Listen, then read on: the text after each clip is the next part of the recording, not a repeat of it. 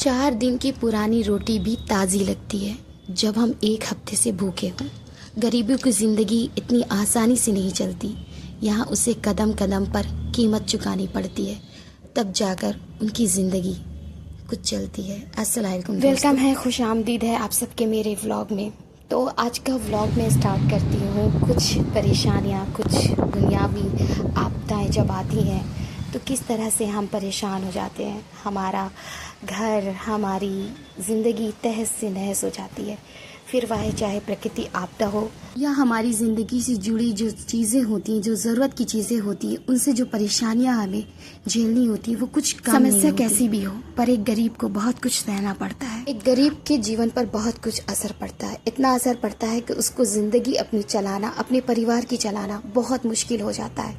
यहाँ gas cylinder न मिलने की वजह से सारे मजदूरों को अपने घर, अपने गाँव वापस जाना पड़ा है, क्योंकि वो कई दिनों से भूखे हैं। उनको खाने को कुछ नहीं मिल रहा है। उनको खाने को कुछ नहीं मिलेगा तो वो कैसे काम करेंगे, वो अपने घर परिवार कैसे चलाएंगे। मजबूरन उनको अपने गांव वापस जाना पड़ रहा है। कितनी उम्मीदें लेके वो अपने गांव को छोड़कर शहर की ओर जाते हैं कि उनका घर परिवार, उनकी फैमिली बहुत अच्छे से रहेगी। जब ये चीज़ें मैंने न्यूज़ में सुनी तो बहुत दिल को तकलीफ पहुंची, आंखों में आंसू आ गए। कोई भी होगा, जाहिर सी बात है, उसके आंखों में आंसू लाजमी है। लेकिन जब एक गरीब पर जब मुश्किलात आती है ना, तो वो बहुत बड़ी होती है। वो सबसे पहले यही सोचता है कि उसका घर परिवार कैसे चलेगा और सब कुछ कैसे होगा। हमेशा एक गरीब की ज़िंदगी पर बहुत बुरा असर पड़ता है। मज़दूर लोगों का कहना है कि किसी ने उनको एक कप चाय तक के लिए भी नहीं पूछा और वो मजबूरन उनको जाना पड़ रहा है। 2 वक्त की रोटी का भी वो इंतज़ामात नहीं कर सकते बड़े शहरों में। चाय तो बहुत दूर की बात है।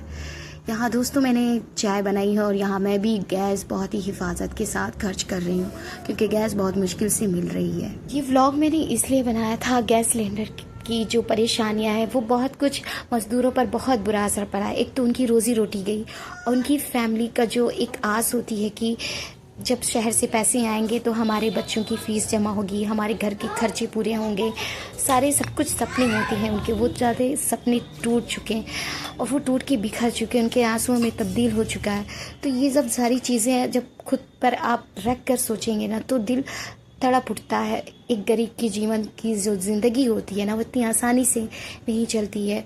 उनको कदम कदम पर हर एक चीज़ की जो ज़रूरत होती है, छोटी छोटी चीज़ों को वो अपनी रोज़ी रोटी को पेट काट काट कर चलाते हैं। कुछ भी हो, पर एक गरीब को ना, सच कह रही हूँ, बहुत कुछ सहना पड़ता है। इतना कुछ सहना पड़ता है कि एक गरीब ना उसे अपनी ज़बान से नहीं बता पाता। गरीब का जीवन तो एक कठिन परिश्रम में ही निकल जाता है। उसे पता ही नहीं लगता कब उसकी ज़िंदगी शुरू हुई और कब ख़त्म हो गई। क्या आप भी मेरी इस बात से सहमत हैं?